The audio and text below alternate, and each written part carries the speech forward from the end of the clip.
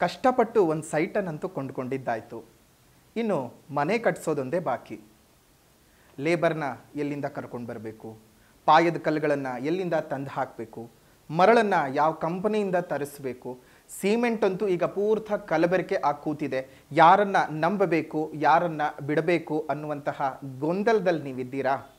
ಮನೆ ಕಟ್ಸೋಕ್ಕೋಸ್ಕರ ಒದ್ದಾಡಿ ಆ ಕಂಪನಿ ಈ ಕಂಪನಿ ಅವ್ರ ಕೊಟೇಶನ್ನು ಇವ್ರ ಕೊಟೇಶನ್ ಅಂತ ಎಲ್ಲ ನೋಡಿ ತಲೆ ಕೆಟ್ಟು ಹೋಗಿದ್ಯಾ? ಖಂಡಿತ ತಲೆ ಕೆಡಿಸ್ಕೊಳ್ಳುವಂಥ ಅವಶ್ಯಕತೆಯೇ ಇಲ್ಲ. ನಿಮ್ಮ ಕೈಗೆಟಕುವ ದರದಲ್ಲಿ ಅತಿ ಗುಣಮಟ್ಟವನ್ನು ಹೊಂದಿರುವಂತಹ ಎಲ್ಲ ಉಪಕರಣಗಳನ್ನು ಉಪಯೋಗಿಸಿ ನಿಮ್ಮ ಕನಸಿನ ಮನೆಯನ್ನು ಕಟ್ಟಿ ನಿಮ್ಮ ಕೈಗೆ ಕೊಡ್ತಾರೆ. ಪಾಯದಿಂದ ಹಿಡಿದು ಗೃಹ ಪ್ರವೇಶದವರೆಗೂ ಬೇಕಾಗಿರುವಂತಹ ಸಕಲ ಸೌಲಭ್ಯವನ್ನು ಇದೊಂದೇ ಕಂಪನಿಯವರು ಒಂದೇ ರೂಫಿನ ಕೆಳಗಡೆ ನಿಮಗೆ ಒದಗಿಸ್ತಾ ಇದ್ದಾರೆ. ಆಶ್ಚರ್ಯ ಆಗ್ತಿದೆ ಅಲ್ವಾ? ಏನಪ್ಪ, ಪಾಯದಿಂದ ಹಿಡಿದು ಆರ್ಕಿಟೆಕ್ಟ್ ವಿಚಾರ ಆಗಿರಬಹುದು, ಫರ್ನಿಚರ್ ವಿಚಾರ ಆಗಬಹುದು, ಎಲ್ಲನೂ ನಮ್ಗೆ ಇದು ಮಾಡಿಕೊಡ್ತಾ ಇದ್ದಾರೆ. ಯಾರು ಕಂಪನಿ ಎಲ್ಲಿದೆ ಅಂತ ಕೇಳ್ತಾ ಇದ್ದೀರಾ?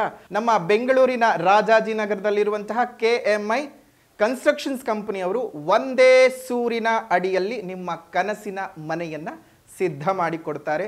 ಇನ್ನಷ್ಟು ಹೆಚ್ಚಿನ ಮಾಹಿತಿಗಳು ಬೇಕಾದರೆ ಇಲ್ಲೇ ಇರುವಂತಹ ಫೋನ್ ನಂಬರ್ಗೆ ಫೋನ್ ಮಾಡಿ, ನಿಮಗೆಲ್ಲ ಮಾಹಿತಿ ಸಿಗುತ್ತೆ. ಪ್ರೀತಿಯ ವೀಕ್ಷಕರಿಗೆ ಶಂಕರಾನಂದ ಟಿವಿಗೆ ಸ್ವಾಗತ ಸುಸ್ವಾಗತ.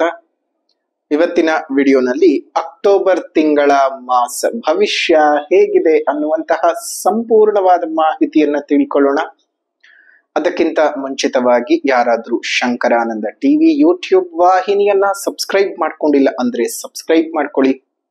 ಪಕ್ಕದಲ್ಲೇ ಇರುವಂತಹ ಬೆಲ್ ಐಕಾನ್ ಕ್ಲಿಕ್ ಮಾಡಿ. ಅದರಿಂದ ನೆಕ್ಸ್ಟ್ ಅಪ್ಲೋಡ್ ಮಾಡುವಂತಹ ವಿಡಿಯೋಗಳು ನಿಮಗೆ ನೋಟಿಫಿಕೇಶನ್ ನ ಮುಖಾಂತರ ಬಂದು ತಲುಪತ್ತೆ. ಹೊಸ ಹೊಸ ಮಾಹಿತಿಗಳನ್ನ ತಿಳ್ಕೊಳ್ಳೋದಕ್ಕೆ ಸಾಧ್ಯವಾಗುತ್ತೆ ಅಂತ ತಿಳಿಸ್ತಾ, ಈ ಒಂದು ವಿಶೇಷವಾದಂತಹ ಅಕ್ಟೋಬರ್ನ ತಿಂಗಳು ಪ್ರಾರಂಭ ಆಗುವುದೇ ಹಬ್ಬದಿಂದ. ನಮ್ಮ ನಾಡದೇವಿಯಾಗಿರತಕ್ಕಂತಹ ಚಾಮುಂಡೇಶ್ವರಿ ಅಮ್ಮನವರಿಗೆ ಮೈಸೂರಿನಲ್ಲಿ ನಡೀತಕ್ಕಂತಹ ವಿಶೇಷವಾದಂತಹ ಆಯುಧ ಪೂಜೆಯಿಂದ ಶುರುವಾಗತ್ತೆ. ಅಕ್ಟೋಬರ್ನ 1ನೇ ತಾರೀಕು ಆಯುಧ ಪೂಜೆ, 2ನೇ ತಾರೀಕು ನಮಗೆ ವಿಶೇಷವಾದಂತಹ ವಿಜಯ ದಶಮಿಯ ಒಂದು ಪರ್ವಕಾಲ ಇರ್ತಕ್ಕಂತಹದ್ದು. ಈ ಒಂದು ಸಂದರ್ಭದಲ್ಲಿ ತಮ್ಮೆಲ್ಲರಿಗೂ ಸಹ ಅಮ್ಮನವರ ಸಂಪೂರ್ಣ ಕೃಪಾಶೀರ್ವಾದ ಉಂಟಾಗ್ಲಿ, ನಿಮ್ಮ ಬದುಕಿನಲ್ಲಿರುವಂತಹ ಎಲ್ಲ ಬವಣೆಗಳು ಸಹ ದೂರ ಆಗ್ಲಿ ಅಂತ ಹೇಳಿ ಅಮ್ಮನವರಲ್ಲಿ ಪ್ರಾರ್ಥನೆಯನ್ನ ಮಾಡ್ತಾ, ತಮ್ಮೆಲ್ಲರಿಗೂ ಸಹ ದಸರಾ ಹಬ್ಬದ ಶುಭ ಆಶೀರ್ವಾದಗಳನ್ನು ಮಾಡ್ತಾ ಇದ್ದೇವೆ. ಒಳ್ಳೇದಾಗ್ಲಿ, ಮಂಗಳವಾಗ್ಲಿ, ನಿಮ್ಮ ಕಷ್ಟ ಕಾರ್ಪಣ್ಯಗಳೆಲ್ಲ ಕಳೆದು ದೂರವಾಗ್ಲಿ ಅಂತ ಹೇಳ್ತಾ ಇದ್ದೇವೆ. ಇನ್ನು ಮೊದಲನೇದಾಗಿ ಈ ಮಾಸದ ವಿಶೇಷತೆಗಳನ್ನ ಗಮನಿಸೋಣ. ಮೊದಲನೇದಾಗಿ ಗ್ರಹಗಳ ಸಂಚಾರಗಳನ್ನ ನೋಡೋಣ. 2ನೇ ತಾರೀಕು 10ನೇ ತಿಂಗಳು 2025ಕ್ಕೆ ತುಲಾ ರಾಶಿಗೆ ಬುಧ ಪ್ರವೇಶ ಮಾಡ್ತಾ ಇದ್ದಾನೆ. ಇನ್ನು ಅದೇ ರೀತಿಯಾಗಿ 9ನೇ ತಾರೀಕು 10ನೇ ತಿಂಗಳು 2025ಕ್ಕೆ ಕನ್ಯಾ ರಾಶಿ ಶುಕ್ರ ಪ್ರವೇಶ ಮಾಡ್ತಾ ಇದ್ದಾನೆ. ಇನ್ನು 17ನೇ ತಾರೀಕು 10ನೇ ತಿಂಗಳು 2025ಕ್ಕೆ ತುಲಾ ಸಂಕ್ರಮಣವಾಗ್ತದೆ ರವಿಯಿಂದ. ಇನ್ನು 18ನೇ ತಾರೀಕು 10ನೇ ತಿಂಗಳು 2025ಕ್ಕೆ ಕಟಕ ರಾಶಿಗೆ ಗುರು ಪ್ರವೇಶ ಮಾಡ್ತಾನೆ. ಅದೇ ರೀತಿಯಾಗಿ 24/10/2025ಕ್ಕೆ ವೃಶ್ಚಿಕ ರಾಶಿಗೆ ಬುಧ ಪ್ರವೇಶ ಮಾಡ್ತಾನೆ. ಇನ್ನು 27ನೇ ತಾರೀಕು 10ನೇ ತಿಂಗಳು 2025ಕ್ಕೆ ವೃಶ್ಚಿಕ ರಾಶಿಗೆ ಕುಜ ಪ್ರವೇಶ ಮಾಡ್ತಾನೆ. ಇದಿಷ್ಟು ಈ ಒಂದು ತಿಂಗಳಲ್ಲಿ ಇರತಕ್ಕಂತಹ ಒಂದು ಗ್ರಹದ ಸಂಚಾರದ ಫಲಗಳು. ಅದೇ ರೀತಿಯಾಗಿ ಈ ತಿಂಗಳು ದಸರಾ ಹಬ್ಬ ಮಾತ್ರವಲ್ಲದೆ ದೀಪಾವಳಿ ಹಬ್ಬ ಸಹ ಇರ್ತಕ್ಕಂಥದ್ದು. ನಿಮ್ಮ ಬದುಕಿನಲ್ಲಿರ್ತಕ್ಕಂತಹ ಅನೇಕ ಕಷ್ಟಗಳಾಗಿರಬಹುದು, ನಷ್ಟಗಳಾಗಿರಬಹುದು, ಕತ್ತಲೆಗಳು ಹೋಗಿ ಹೊಸ ಬೆಳಕು ನಿಮ್ಮ ಬದುಕಿನಲ್ಲಿ ಮೂಡಲಿ.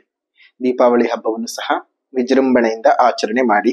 ಇನ್ನು ಈ ತಿಂಗಳ ಮಾಸ ವಿಶೇಷತೆಯನ್ನ ಗಮನಿಸೋದಾಯ್ತು ಅಂತ ಹೇಳಿದ್ರೆ, 2ನೇ ತಾರೀಕಿನಂದು 1ನೇ ತಾರೀಕು ಮಹಾನವಮಿ, 2ನೇ ತಾರೀಕಿನಂದು ವಿಜಯದಶಮಿ, ಅದೇ ರೀತಿಯಾಗಿ 4ನೇ ತಾರೀಕಿನಂದು ಶನಿ ಪ್ರದೋಷ ಇರತಕ್ಕಂಥದ್ದು.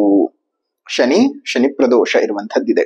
ಇನ್ನು 6ನೇ ತಾರೀಕು ಚಾಮುಂಡೇಶ್ವರಿ ಅಮ್ಮನವರ ಬೆಟ್ಟದಲ್ಲಿ ಒಂದು ರಥೋತ್ಸವ ಸಹ ನಡೀತಕ್ಕಂಥದ್ದು. ಇನ್ನು ಅದೇ ರೀತಿಯಾಗಿ 9ನೇ ತಾರೀಕು 10ನೇ ತಿಂಗಳು 2025 ಈ ಒಂದು ದಿನ ಬಹಳ ವಿಶೇಷವಾದ ದಿವಸ. ಕಾರಣ ಏನಪ್ಪಾ ಅಂತ ಹೇಳಿದ್ರೆ, ವರ್ಷಕ್ಕೆ ಕೆಲ ದಿನಗಳು ಮಾತ್ರ ದರ್ಶನವನ್ನ ಕೊಡತಕ್ಕಂತಹ, ವರ್ಷದಲ್ಲಿ ಒಮ್ಮೆ ಮಾತ್ರ ಬಾಗಿಲನ್ನ ತೆಗೆಸಿಕೊಂಡು ಕೆಲ ದಿನಗಳವರೆಗೂ ಮಾತ್ರ ದರ್ಶನವನ್ನ ಕೊಟ್ಟು ಪುನಃ ಬಾಗಿಲು ಹಾಕಿಸಿಕೊಳ್ಳತಕ್ಕಂತಹ ಹಾಸನದ ಅಧಿದೇವತೆಯಾಗಿರತಕ್ಕಂತಹ ಹಾಸನಾಂಬ ಅಮ್ಮನವರ ದೇವಸ್ಥಾನದ ಬಾಗಿಲನ್ನ ತೆಗೆಯತಕ್ಕಂತಹ ದಿವಸ. 9ನೇ ತಾರೀಕಿನಂದು ಹಾಸನಾಂಬ ಅಮ್ಮನವರ ದರ್ಶನ ಪ್ರಾರಂಭವಾಗ್ತದೆ. ಹಾಗಾಗಿ ದಾಂಗುಡಿ ಇಟ್ಕೊಂಡು ಹೋಗೋದು ಬೇಡ. ಅಮ್ಮನವರು ಬಹಳ ದೀರ್ಘಕಾಲದಲ್ಲಿ ಈ ಬಾರಿ ನಿಮಗೆ ಸುಮಾರು 1 ವಾರಕ್ಕೂ ಹೆಚ್ಚಿನ ಕಾಲ ದರ್ಶನವನ್ನ ಕೊಡುತ್ತಾರೆ. ದರ್ಶನದ ಭಾಗ್ಯವಿದೆ. ಯಾರು ಸಹ ಏನೋ ಒಂದು ನೂಕ್ ಮುಗ್ಲನ್ನು ಮಾಡ್ಕೊಂಡು ಹೋಗಿ ಹೋದ ವರ್ಷ ಮಾಡ್ಕೊಂಡು ಹಾಗೆ ಮಾಡ್ಕೊಳಕ್ ಹೋಗ್ಬೇಡಿ. ಏನಿದ್ರು ಸಾಮಾನ್ಯವಾಗಿ ಸಾಧಾರಣವಾಗಿ ನಿಧಾನವಾಗಿ ಹೋಗಿ ಬನ್ನಿ, ಎಲ್ಲವೂ ಸಹ ಒಳ್ಳೇದಾಗ್ಲಿ. ಇನ್ನು ಅದೇ ರೀತಿಯಾಗಿ ಇನ್ನು ದೀಪಾವಳಿ ಹಬ್ಬಕ್ಕೆ ಸಂದರ್ಭಕ್ಕೆ ಬರೋ ಹಾಗೆ ಇನ್ನು 19ನೇ ತಾರೀಕೆ ನೀರು ತುಂಬೋ ಹಬ್ಬ ಅಂತ ಕರಿತೀವಿ. ಆಗ ಹಿಂದಿನ ಕಾಲದಲ್ಲಿ ಏನಾಗೋದು, ಅಂಡೆ ಒಲೆಗಳಿರೋದು, ಎಲ್ಲರೂ ನೀರನ್ನ ತುಂಬಿಕೊಂಡು ಅಂಡೆ ಒಲೆಗೆ ಪೂಜೆ ಮಾಡಿ ಯಮನ ಪೂಜೆ ಅಂತೆಲ್ಲ ಮಾಡೋರು. ಈಗ ಆ ರೀತಿಯಾಗಿ ಯಾರು ಮಾಡುವಂತಹ ಒಂದು ಪದ್ಧತಿ ಕಳ್ಕೊಂಡ್ ಬಿಡ್ತಾ ಇದ್ದೀವಿ. ಎಲ್ಲೋ ಒಂದ್ ಕಡೆ ನಮ್ಮ ಹಿಂದಿನ ಪೂರ್ವಿಕರ ಆಚರಣೆಗಳು ಈಗ ಯಾಕೋ ಮುಂದುವರ್ಕೊಂಡು ಬರ್ತಾ ಇಲ್ಲ. ಅದು ಬಹಳ ಬೇಸರವೂ ಆಗುತ್ತೆ. ಮುಂದಿನ ದಿನಮಾನಗಳನ್ನ ನಾವ್ ಏನ್ ತಾನೇ ಹೇಳ್ಕೊಡ್ಬಹುದು ಮಕ್ಕಳಿಗೆ, ಎಲ್ಲವೂ ಬಿಟ್ಟು ಹೊರಟೋಗ್ತಾ ಇದ್ದೀವಿ. ಗೊತ್ತಿಲ್ಲ ಮುಂದಕ್ಕೆ ನಮ್ಮ ಸಂಸ್ಕೃತಿ ಎಲ್ಲಿಗೆ ಬಂದು ನಿಂತ್ಕೊಳ್ಳುತ್ತೆ ಅಂತ. ಇನ್ನು 20ನೇ ತಾರೀಕಿಗೆ ನರಕ ಚತುರ್ದಶಿ ಮತ್ತು ಧನಲಕ್ಷ್ಮಿ ಪೂಜೆ ಇರ್ತಕ್ಕಂಥದ್ದು ಅವತ್ತೇ.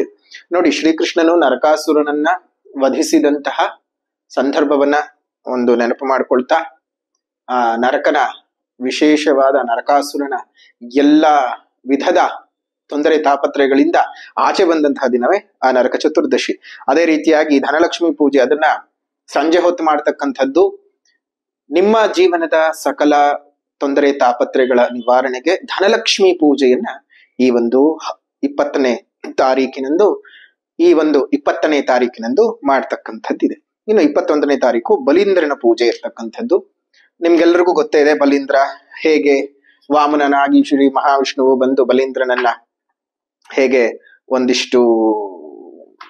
ಅವನನ್ನ ಪಾತಾಳಕ್ಕೆ ಲೋಕಕ್ಕೆ ತಗೊಂಡಿದ್ದು, ಕೇವಲ 3 ಅಡಿಗಳಲ್ಲಿ ತನ್ನ ವಿರಾಟ್ ರೂಪವನ್ನ ತೋರಿಸಿ ಒಂದು ಬಲೀಂದ್ರನನ್ನ ಪಾತಾಳಕ್ಕೆ ತಳ್ಳಿದ್ದು ಅನ್ನುವಂಥದ್ದು ಗೊತ್ತಿದೆ. ಇನ್ನು 22ನೇ ತಾರೀಕು ದೀಪಾವಳಿ ಹಬ್ಬ, ಬಲಿಪಾಡ್ಯಮಿ, ಚಂದ್ರ ದರ್ಶನವನ್ನ ನೀವು ಮಾಡ್ಬೇಕಾಗ್ತದೆ ಅವತ್ತೊಂದು ದಿವಸ. ಜೊತೆಗೆ 23ನೇ ತಾರೀಕು ಆಗ್ಲೇ ಹೇಳಿದ ಹಾಗೆ ಹಾಸನಾಂಬ ದೇಗುಲದ ಬಾಗಿಲನ್ನ ಹಾಕ್ತಕ್ಕಂಥದ್ದು. ನೋಡಿ, ಇಲ್ಲಿ 9ನೇ ತಾರೀಕಿನಿಂದ ಈ ಬಾರಿ 23ನೇ ತಾರೀಕಿನವರೆಗೂ ಇರುವಂಥದ್ದು. ಸ್ವಲ್ಪ ದೀರ್ಘಕಾಲದಲ್ಲೇ ಇದೆ. ಸೊ ಯೋಚನೆ ಇಲ್ಲ. ಅಮ್ಮನವರು ವಿಶೇಷವಾಗಿ ದರ್ಶನವನ್ನ ಕೊಡ್ತಾರೆ. ಅಮ್ಮನವರ ದರ್ಶನ ಭಾಗ್ಯದಿಂದ ನಿಮ್ಮೆಲ್ಲರ ಜೀವನ ಸಹ ಸರಿ ಹೋಗ್ಲಿ. ಇದಿಷ್ಟು ಈ ಅಕ್ಟೋಬರ್ನ ತಿಂಗಳ ಮಾಸ ವಿಶೇಷತೆಗಳು. ಎಲ್ರಿಗೂ ಒಳ್ಳೇದಾಗ್ಲಿ. ಇನ್ನು ಭವಿಷ್ಯದ ಕಡೆ ಗಮನ ಹರಿಸೋದಾಯ್ತು ಅಂದ್ರೆ, ಧನಸ್ಸು ರಾಶಿಯವರಿಗೆ ಯಾವ ರೀತಿಯಾಗಿರತಕ್ಕಂತಹ ಫಲಾನುಫಲಗಳು ಇದ್ದಾವೆ ಈ ಒಂದು ಅಕ್ಟೋಬರ್ನ ತಿಂಗಳಲ್ಲಿ ಅನ್ನೋದನ್ನ ನಾವೀಗ ಗಮನಿಸೋಣ. ಅಕ್ಟೋಬರ್ನ ತಿಂಗಳಲ್ಲಿ ಧನಸ್ಸು ರಾಶಿಯವರಿಗೆ ತಾತ್ಕಾಲಿಕವಾಗಿ 1 ತಿಂಗಳ ಮಟ್ಟಕ್ಕೆ ಮಾತ್ರ ಗುರುಬಲವನ್ನ ನೀವು ಕಳ್ಕೊಳ್ತೀರ. ಅಷ್ಟಮಕ್ಕೆ ಗುರು ಬರ್ತಾ ಇದ್ದಾನೆ. ಹಾಗಾಗಿ ಗುರುವಿನಿಂದ ಬರಬಹುದಾಗಿರತಕ್ಕಂತಹ ಶುಭ ಫಲಗಳನ್ನ ತಾತ್ಕಾಲಿಕವಾಗಿ ನೀವು ಕಳೆದುಕೊಳ್ತಾ ಇದ್ದೀರಿ. ಇನ್ನು ಅನಾರೋಗ್ಯಗಳು ಜಾಸ್ತಿ ಆಗುವ ಸಾಧ್ಯತೆಗಳಿದ್ದಾವೆ. ಹೃದ್ರೋಗಗಳಿರಬಹುದು, ಡಯಾಬಿಟಿಕ್ ಪೇಷಂಟ್ಸ್ಗಳಿದ್ರೆ ಡಯಾಬಿಟಿಸ್ ಜಾಸ್ತಿ ಆಗುವಂಥದ್ದಿರಬಹುದು, ಒಬೆಸಿಟಿ, ಕೊಲೆಸ್ಟ್ರಾಲ್ ಲೆವೆಲ್ ಬ್ಲಡ್ ನಲ್ಲಿ ಜಾಸ್ತಿ ಆಗುವಂಥದ್ದಿರಬಹುದು, ಬ್ಲಡ್ ರಿಲೇಟೆಡ್ ಪ್ರಾಬ್ಲಮ್ಗಳು, ಹೀಗೆ ಅನಾರೋಗ್ಯಗಳು ಒಂದು ಸ್ವಲ್ಪ ಹೆಚ್ಚಿಗೆ ಆಗಬಹುದು. ಆದ್ರೆ ಗಾಬರಿ ಪಡುವಂತ ಅವಶ್ಯಕತೆ ಏನಿಲ್ಲ. ವೈದ್ಯರನ್ನ ಭೇಟಿ ಮಾಡಿ ಮೊದಲೇ ತಿಳ್ಕೊಳ್ತಾ ಇದ್ದೀರಿ. ಮುಂಚಿತವಾಗಿ ಹೇಳ್ತಾ ಇದ್ದೀವಿ, ತಿಂಗಳ ಪ್ರಾರಂಭ ಆಗೋಕ್ಕೂ ಮುಂಚಿತವಾಗಿಯೇ ಒಂದು 15 ದಿವಸಗಳ ಮುಂಚಿತವಾಗಿಯೇ ತಿಳ್ಕೊಳ್ತಾ ಇದ್ದೀರಾ. ಸೊ ಹಾಗಾಗಿ ಅದೆಲ್ಲ ನಿಮ್ಗೆ ಒಳ್ಳೇದೇ ಆಗ್ತದೆ. ಇನ್ನು ನಿಮ್ಮ ವ್ಯಾಪಾರ ವ್ಯವಹಾರಗಳಲ್ಲಿ ಒಂದಷ್ಟು ಅನಾನುಕೂಲಕರವಾದ ವಾತಾವರಣ. ಆರೋಗ್ಯದ ಬಗ್ಗೆ ತುಂಬಾ ಕಾಳಜಿ ವಹಿಸಬೇಕಾಗ್ತದೆ. ದೀರ್ಘಕಾಲದ ಅನಾರೋಗ್ಯ ಸಮಸ್ಯೆಗಳು ಬಂದು ದೇಹಕ್ಕೆ ಕೂತ್ಕೊಳ್ಳುವ ಸಾಧ್ಯತೆಗಳಿದ್ದಾವೆ. ಸಾಲದ ಸಮಸ್ಯೆಯಿಂದ ಒಂದಷ್ಟು ಕಷ್ಟ ನಷ್ಟಗಳನ್ನು ಅನುಭವಿಸಬೇಕಾಗ್ತದೆ. ಹಣಕಾಸಿನ ಒಳಹರಿವು ಅಷ್ಟೊಂದು ಚೆನ್ನಾಗಿ ಇರೋದಿಲ್ಲ ನಿಮ್ಗೆ ಈ ಒಂದು ತಿಂಗಳಲ್ಲಿ. ಅಕ್ಟೋಬರ್ನ ತಿಂಗಳಲ್ಲಿ ಬಹಳ ಮಾನಸಿಕ ವ್ಯತ್ಯಯಗಳು ಉಂಟಾಗ್ತಾ ಇರುತ್ತೆ, ದೈಹಿಕ ಸಮಸ್ಯೆಗಳು ಕಾಡ್ತಾ ಇರುತ್ತೆ, ಸಂಸಾರದಲ್ಲಿ ಒಂದಿಷ್ಟು ಅಲ್ಲೋಲ ಕಲ್ಲೋಲಗಳು ಬರ್ತಾ ಹೋಗ್ತಾ ಇರುತ್ತವೆ, ಸಮಾಜದಲ್ಲಿ ಗೌರವ ಪದವಿ ಪ್ರತಿಷ್ಠೆಗಳಿಗೆ ಭಂಗ ಉಂಟಾಗುವ ಸಾಧ್ಯತೆಗಳಿದ್ದಾವೆ, ವೃಥ ಆರೋಪ ಅಪವಾದಗಳನ್ನ ನೀವು ಹೊತ್ಕೊಳ್ಬೇಕಾಗ್ತದೆ. ಸೊ ಹಾಗಾಗಿ ಜಾಗ್ರತೆಯಾಗಿ ಇರಿ. ಯಾವುದೇ ಕಾರಣಕ್ಕೂ ನೀವು ಸುಮ್ನೆ ಬೇರೆಯವರ ವಿಚಾರಕ್ಕೆ ಮಾತಾಡಕ್ ಹೋಗೋದು, ಬೇರೆಯವರ ಸಮಸ್ಯೆಗಳನ್ನ ಬಗೆಹರಿಸ್ಕೊಳಕ್ ಹೋಗೋದು, ಬೇರೆಯವ್ರಿಗೆ ಏನೋ ಮಾಡಬೇಕು ಅಂತ ಹೋಗಿ ನೀವು ಮಧ್ಯದಲ್ಲಿ ಸಿಕ್ಕಾಕೊಳ್ಳೋದು, ಆ ರೀತಿಯಾಗೆಲ್ಲ ಆಗತ್ತೆ. ಆ ರೀತಿಯಾಗಿ ಮಾಡ್ಕೊಳ್ಳೋದಕ್ಕೆ ಹೋಗೋದು ಬೇಡ. ಸೊ ಹಾಗಾಗಿ ಸ್ವಲ್ಪ ಜಾಗ್ರತೆಯಾಗಿರುವಂಥದ್ದು ತುಂಬಾನೇ ಒಳ್ಳೇದು. ಇನ್ನು ವಿದ್ಯಾರ್ಥಿಗಳಿಗೆ ವಿದ್ಯಾಭ್ಯಾಸದಲ್ಲಿ ಹಿನ್ನಡೆಗಳನ್ನ ನೀವು ನೋಡ್ತೀರಿ. ಯಾಕಂದ್ರೆ ಚತುರ್ಥ ಸ್ಥಾನದಲ್ಲೇ ಹೈಯರ್ ಸ್ಟಡೀಸ್ ಅಂತ ತೋರಿಸುವಂತಹ ಜಾಗದಲ್ಲೇ ಶನಿ ಇದ್ದಾನೆ. ಜೊತೆಗೆ ಹೈಯರ್ ಸ್ಟಡೀಸ್ ಮಾಡಿಸಬೇಕಾಗಿರತಕ್ಕಂತಹ ಗುರುವು ಅಷ್ಟಮಕ್ಕೆ ಬರ್ತಾ ಇರತಕ್ಕಂಥದ್ದು ಬಹಳ ತೊಂದರೆಗಳನ್ನ ವಿದ್ಯಾರಂಗದಲ್ಲಿ ವಿದ್ಯಾರ್ಥಿಗಳಿಗೆ ವಿದ್ಯಾ ಭವಿಷ್ಯವನ್ನ ಹಾಳು ಮಾಡುವ ಸಾಧ್ಯತೆಗಳಿದ್ದಾವೆ. ಹುಷಾರಾಗಿ ಇರಬೇಕು. ಜೊತೆಗೆ ಉದ್ಯೋಗದಲ್ಲಿ ಮೇಲಧಿಕಾರಿಗಳೊಟ್ಟಿಗೆ ಬಹಳ ಕಿರಿಕಿರಿಗಳು, ತಾಪತ್ರಯಗಳು ಉಂಟಾಗ್ತಾ ಹೋಗುತ್ತೆ. ಸ್ವಾಭಾವಿಕವಾಗಿ ಇವತ್ತಿನ ದಿವಸ, ಈ ಒಂದು ದಿವಸಗಳಲ್ಲಿ ತುಂಬಾ ಸಮಸ್ಯೆಗಳು ಆಗುವ ಸಾಧ್ಯತೆಗಳಿದೆ. ಉದ್ಯಮಿಗಳಿಗೆ ಅನಿರೀಕ್ಷಿತವಾಗಿ ಧನ ನಷ್ಟಗಳು ಉಂಟಾಗತಕ್ಕಂತಹದ್ದು, ಸಣ್ಣ ಪ್ರಮಾಣದ ಕೈಗಾರಿಕೆಗಳನ್ನ ಮಾಡ್ತಾ ಇರತಕ್ಕಂಥವರಿಗೆ ಒಂದಿಷ್ಟು ಅಭಿವೃದ್ಧಿ ಕುಂಠಿತವಾಗ್ತದೆ. ಆರ್ಥಿಕ ಸಮಸ್ಯೆಗಳು ಬಹಳ ಹೆಚ್ಚಾಗುವ ಸಾಧ್ಯತೆಗಳಿದ್ದಾವೆ. ಆದ್ರೆ ಇದು ಗೋಚಾರದ ಫಲಗಳಾಗಿದೆಯೇ ಹೊರತು ನಿಮ್ಮ ಜನ್ಮ ಜಾತಕದ ವಿಶ್ಲೇಷಣೆ ಅಲ್ಲ. ಗೋಚಾರದ ಫಲ ಮತ್ತು ಜನ್ಮ ಜಾತಕದ ಫಲ ಎರಡನ್ನೂ ಸಹ ಮಿಶ್ರಿತ ಮಾಡಿದಾಗಲೇ ಒಬ್ಬ ವ್ಯಕ್ತಿಯ ಮುಂದಿನ ಭವಿಷ್ಯದ ಹೆಜ್ಜೆ ನಿಖರವಾಗಿ ತಿಳ್ಕೊಳ್ಳೋದಕ್ಕೆ ಸಾಧ್ಯ. ಆ ನಿಖರವಾದ ಹೆಜ್ಜೆಯ ಭವಿಷ್ಯವನ್ನ ತಿಳ್ಕೊಳ್ಬೇಕು ಅಂತಂದ್ರೆ ನೀವು ನಿಮ್ ಜನ್ಮ ಜಾತಕವನ್ನು ತೋರಿಸಿ, ಏನ್ ದಶೆ ನಡೀತಿದೆ, ಏನ್ ಭುಕ್ತಿ ನಡೀತಿದೆ, ಯಾವ ರೀತಿಯಾದಂತಹ ಫಲಾನುಫಲಗಳು ನಿಮ್ಮ ಬದುಕಿನಲ್ಲಿ ಇದಾವೆ ಅನ್ನೋದನ್ನ ತಿಳ್ಕೊಂಡು ನೀವು ಮುಂದುವರ್ಕೊಳ್ತಾ ಹೋಗಿ. ಒಳ್ಳೇದಾಗ್ಲಿ. ನಿಮ್ಗೇನಾದ್ರೂ ಜನ್ಮ ಜಾತಕವನ್ನು ತೋರಿಸ್ಬೇಕು ಅಂದ್ರೆ ಇಲ್ಲೇ ಇರುವಂತಹ ಫೋನ್ ನಂಬರ್ಗೆ ಫೋನ್ ಮಾಡಿ ಅಥವಾ ವಾಟ್ಸಪ್ ನಲ್ಲಿ ಮೆಸೇಜ್ ಮಾಡಿ. ಫೋನ್ ಅಪಾಯಿಂಟ್ಮೆಂಟ್ ಅಥವಾ ನಿಮಗೆ ಒಂದು ಡೈರೆಕ್ಟ್ ಅಪಾಯಿಂಟ್ಮೆಂಟ್ ಯಾವ್ದು ಬೇಕಾದ್ರೂ ಅದನ್ನ ಅವರು ನಿಮ್ಗೆ ಮಾಹಿತಿಯನ್ನು ಕೊಡ್ತಾರೆ. ಅದರ ಮುಖಾಂತರವಾಗಿ ನೀವು ನಿಮ್ ಜನ್ಮ ಜಾತಕವನ್ನ ತೋರಿಸ್ಕೊಳ್ಳೋಕೆ ಸಾಧ್ಯ ಇದೆ. ಅದೇ ರೀತಿಯಾಗಿ ಈ ಒಂದು ತಿಂಗಳಿನಲ್ಲಿ ನಿಮಗೆ ಆಗ್ಲೇ ಹೇಳಿದ ಹಾಗೆ ಖರ್ಚುಗಳು ಹೆಚ್ಚಾಗತ್ತೆ, ಬರುವಂತಹ ಹಣಕಾಸುಗಳು ಕಡಿಮೆಯಾಗಿ ಹೋಗುತ್ತವೆ. ವ್ಯಾಪಾರ ವ್ಯವಹಾರಗಳಲ್ಲಿ ನೀವು ಅಂದುಕೊಂಡಂತಹ ಮಟ್ಟಕ್ಕೆ ಒಂದು ಜೀವನ ಸಾಗಕ್ಕೆ ಸಾಧ್ಯ ಆಗೋದಿಲ್ಲ. ಬಹಳಷ್ಟು ವಿರೋಧಿಗಳ ಕೈಚಳಕಗಳು ಜಾಸ್ತಿ ಆಗುತ್ತೆ. ನಿಮ್ಮ ಮೇಲೆ ದೃಷ್ಟಿ ಹಾಕ್ತಕ್ಕಂಥದ್ದು, ಮಾಟಮಂತ್ರದ ಪ್ರಭಾವಗಳನ್ನ ಬೀರಿಸ್ತಕ್ಕಂಥದ್ದು, ನಿಮ್ಮ ಮೇಲೆ ಇಳಿಸಲ್ಲದ ಒಂದ್ ರೀತಿ ಬೇರೆ ರೀತಿಯಾದಂತಹ ಮಸಲತ್ತುಗಳನ್ನ ಮಾಡೋಕ್ ಶುರು ಮಾಡ್ತಾರೆ. ಆದ್ರೆ ಧೈರ್ಯಗೆಡೋದು ಬೇಡ. ಇದು ಮುಂದಿನ ತಿಂಗಳ ಭವಿಷ್ಯ. ಆದ್ರೆ ಇದೇ ತಿಂಗಳಲ್ಲೇ 21ನೇ ತಾರೀಕಿನ ಭಾದ್ರಪದ ಮಾಸದ ಭದ್ರಮಾವಾಸ್ಯೆಯೇ ಅಥವಾ ಮಹಾಲಯ ಅಮಾವಾಸ್ಯೆ, ಪಿತೃಪಕ್ಷದ ಅಮಾವಾಸ್ಯೆ ಅಂತ ಏನಿದೆಯಲ್ಲ, ಈ ಅಮಾವಾಸ್ಯೆಯ ದಿವಸದಂದು ಮಾಡ್ತಾ ಇರತಕ್ಕಂತಹ ಒಂದು ವಿಶೇಷವಾದಂತಹ ರಜತತಾಯತ, ಸರ್ವಕಾರ್ಯ ಸಿದ್ಧಿ ಮೂಲಿಕ ರಜತತಾಯತವನ್ನ ನೀವು ತರಿಸ್ಕೊಂಡು ನಿಮ್ಮ ಕತ್ತಿನಲ್ಲಿ ಹಾಕೊಳ್ಳಿ. ಅದರಿಂದ ಎಲ್ಲಾ ರೀತಿಯಾಗಿರತಕ್ಕಂತಹ ದೃಷ್ಟಿದೋಷ, ಮಾಟಮಂತ್ರ ದೋಷ, ಕೃತಿಮ ದೋಷಗಳು ಎಲ್ಲವೂ ಸಹ ನಿವಾರಣೆ ಆಗುತ್ತೆ. ಅದರ ಜೊತೆಗೆ ಇದು ಅಮಾವಾಸ್ಯೆಯ ಪರ್ವಕಾಲದಲ್ಲಿ, ಅದರಲ್ಲೂ ಈ ಸಲ ಸೂರ್ಯಗ್ರಹಣ ಬೇರೆ ಬಂದಿರೋದ್ರಿಂದ ಸೂರ್ಯಗ್ರಹಣದ ಆ ಒಂದು ಪರ್ವಕಾಲದಲ್ಲಿ ಮೂಲಿಕೆಗಳನ್ನ ಸಿದ್ಧ ಮಾಡಿ ಇಟ್ಕೊಂಡಿರ್ತೇವೆ. ಹಾಗಾಗಿ ನಿಮ್ಗೆ ಏನಾದ್ರೂ ಆ ರಜತತಾಯತದ ಬಗ್ಗೆ ಮಾಹಿತಿ ಬೇಕು ಅಂದ್ರೂ ಸಹ ಫೋನ್ ಮಾಡಿ ಒಳ್ಳೆಯ ಮಾಹಿತಿಗಳನ್ನ ತಗೊಳ್ಳಿ. ಇನ್ನು ಈ ಒಂದು ಧನಸ್ಸು ರಾಶಿಯವರಿಗೆ ಇರುವಂತಹ ಫಲಾನುಫಲಗಳನ್ನ ತಿಳ್ಕೊಂಡಿದ್ದ ಆಗಿದೆ. ಒಂದ್ ಸ್ವಲ್ಪ ತುಂಬಾ ಜಾಗ್ರತೆಯಿಂದ ಇರಬೇಕು. ಮನೆಯಲ್ಲಿ ಅಶಾಂತಿಕರವಾದಂತಹ ವಾತಾವರಣ ಇರುತ್ತೆ. ಮಾನಸಿಕವಾಗಿ ನೆಮ್ಮದಿಯನ್ನ ಕಳ್ಕೊಂಡ್ಬಿಡ್ತೀರಿ. ಸಂಗಾತಿಯೊಟ್ಟಿಗೆ ಸಾಮರಸ್ಯ ರಹಿತ ಬದುಕು ಇರುತ್ತೆ. ಹುಷಾರಾಗಿದ್ದು ಜೀವನ ಸಾಗಿಸಿ ಧನಸ್ಸು ರಾಶಿಯವರು. ಇನ್ನು ಪರಿಹಾರದ ಕ್ರಮಗಳು ಅಂತ ಬಂದಾಗ ಏನ್ ಮಾಡ್ಬೇಕು ಅಂದ್ರೆ, ಈ ಒಂದು ತಿಂಗಳಲ್ಲಿ ನೀವು ಮಾಡ್ಕೊಳ್ಬೇಕಾಗಿರ್ತಕ್ಕಂತಹ ಪರಿಹಾರನಾದ್ರೂ ಏನಪ್ಪಾ ಅಂತ ಹೇಳಿದ್ರೆ, ಮೊದಲನೇದಾಗಿ ಸಾಮಾಜಿಕ ಪರಿಹಾರ. ಸಾಮಾಜಿಕ ಪರಿಹಾರದಲ್ಲಿ ಮೊದಲನೇದಾಗಿ ನಾವು ಹೇಳೋದೆ, ಗಿಡಗಳನ್ನ ಬೆಳೆಸಿ, ಮರಗಳನ್ನ ಉಳಿಸ್ಕೊಳ್ಳಿ, ಪ್ರಕೃತಿಯನ್ನು ಉಳಿಸಿ, ಪ್ರಕೃತಿಯನ್ನು ಬೆಳೆಸಿ, ಇನ್ನಿತರ ಜೀವ ಜಂತುಗಳಿಗೆ ಒಂದಿಷ್ಟು ಆಸರೆಯಾಗಿರಿ. ಸಾಧ್ಯವಾದ ಕಡೆ ಉದ್ಯಾನವನಗಳಲ್ಲಿ ಒಂದೊಂದು ಹಣ್ಣಿನ ಗಿಡಗಳನ್ನ ಕೊಟ್ಟು ಪೋಷಣೆ ಮಾಡೋದಕ್ಕೆ ಹೇಳಿ.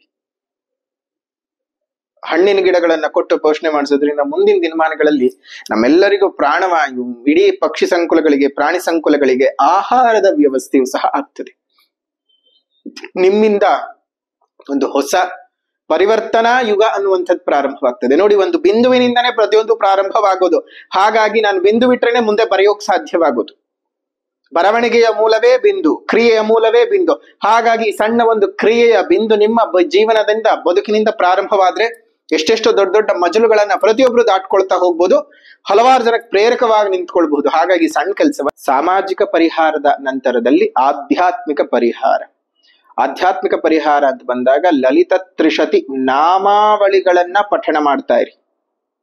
ಅಮ್ಮನವರ 300 ಹೆಸರುಗಳು, ತ್ರಿಶತಿ 300 ಹೆಸರುಗಳನ್ನ ನಾವು ಪಠಣ ಮಾಡ್ತಾ ಬರೋದ್ರಿಂದ ಯಾವುದೇ ರೀತಿಯಾದಂತಹ ದುರ್ಘಟನೆಗಳಿದ್ರು ಸಹ ನಿವಾರಣೆಯಾಗಿ ಬದುಕಿನಲ್ಲಿ ಒಂದಿಷ್ಟು ಸೌಖ್ಯ ಅನ್ನೋದು ಸಿಗತ್ತೆ.